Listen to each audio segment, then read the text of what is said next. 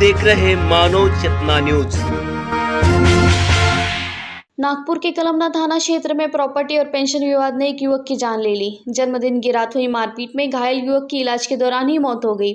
मृतक की पहचान अभिषेक धुर्वे के रूप में हुई है। बताया जा रहा है कि वह संपत्ति विवाद को लेकर अपनी सास के घर बातचीत करने पहुंचा था। इसी दौरान विवाद में इतना बढ़ गया कि लक्ष्मी लालाजी पटेल, दीनानाथ कर्लूराम लीलमलकर और संतोष गोवर्धन गायकवाड़ ने कथित रूप से लकड़ी के डंडे, टिकस और क्रिकेट बैट से उसकी पिटाई कर दी। गंभीर रूप से घायल अभिषेक ने पहले कलमना थाने में शिकायत दर्ज कराई, जिसके बाद उसे मेयो अस्पताल में भर्ती कराया गया।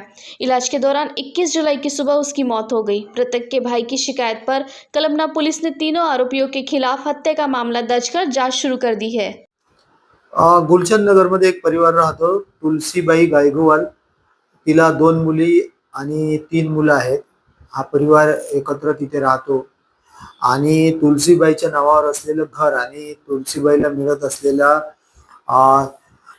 पेन्शन यावरून याच्या पैशाच्या वादावरून त्यांच्यात प्रॉपर्टीवरून वाद होता।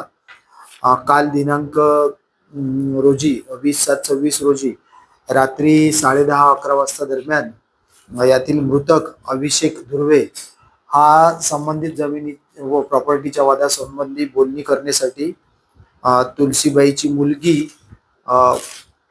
लक्ष्मी लालाजी पटेल हिच्यासोबत बोलणी करण्याकरता गेला होता। तेव्हा त्यांच्यात वाद होऊन लक्ष्मी लालाजी पटेल, दीनानाथ कर्लूराम लीलमलकर आणि संतोष गोवर्धन गायकवाड या तिघांनी मिळून त्यांना लाकडी दंडा, एक टिकस आणि क्रिकेट बॅट यांनी मारहाण करून त्याला गंभीर दुखापत झाली। त्यानंतर त्याला मेयो आणि मेडिकल हॉस्पिटलमध्ये भरती करण्यात आलं होतं। उपचारादरम्यान अभिषेक धुर्वे याचा मृत्यू झालेला आहे। अभिषेक धुर्वेचा भाऊ सागर धुर्वे याच्या रिपोर्टवरून आम्ही आरोपितांविरुद्ध गुन्हा नोंद केलेला आहे। गुन्ह्याचा तपास सुरू आहे।